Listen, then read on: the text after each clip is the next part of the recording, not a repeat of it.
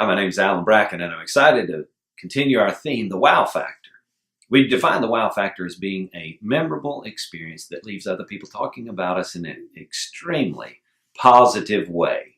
Now, I know we want this in our organizations, and we even want this in our personal lives, people talking about us in a positive way. So we've identified 3 topics that'll help us: excellence, competence, and character. We've talked about excellence, and in the next 4 discussions, we're going to talk about competence.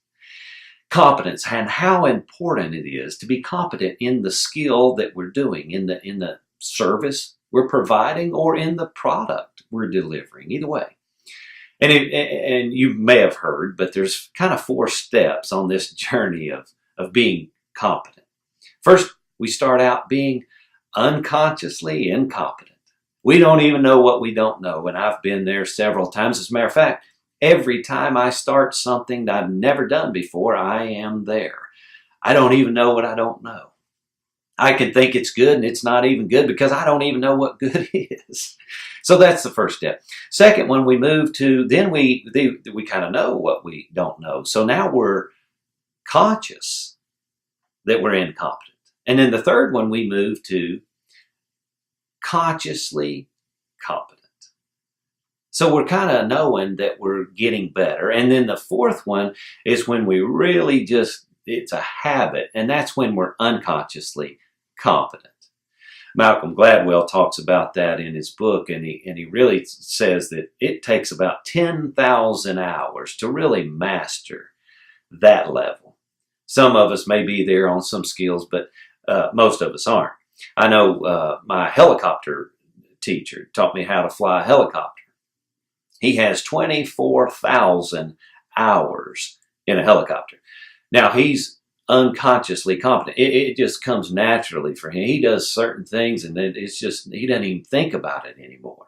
Now, I'm not there yet, but I'm step 3. I'm conscious that I'm competent in flying a helicopter. But I remember when I first started, it's such a feeling when you first start doing a skill and you don't know what you don't know. It feels so awkward. But if we want to bring the wow factor, we have to build on the area of our skill, whatever we're providing, to have people talk about us in a positive way. We have to get better. When I was running Bracken Paving, I remember talking a lot to the guys about, hey, there's no substitution for being good. And when I first started, I wasn't any good. And when we first start most anything, we're no good.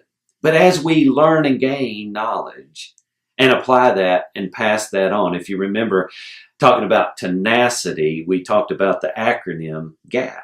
Gaining knowledge, how important that is. If we want to be competent in a skill, we have to learn about it. Then we have to move to the A, which is applying that knowledge. We have to do it. I tell you right now, I could read books all day long about flying a helicopter, but until I get in there and actually do it and feel it and understand that aspect of it, the book knowledge is not helping me. So it's applying that knowledge that the skill really begins to be developed. And then step 3 on our little GAP acronym is passing it on, passing knowledge on to others. So when we're talking about our organizations and really being good at the skill that we're providing, at the service or product we're producing, we need to remember that. We have to gain knowledge, we have to apply that knowledge, and we have to pass that knowledge on. Let me tell you something. When we see highly competent people, they stand out. When I look at anyone that's highly competent, I enjoy watching it because I understand the price they paid to get there. And that brings that wow factor. It's going to be no different in our own lives.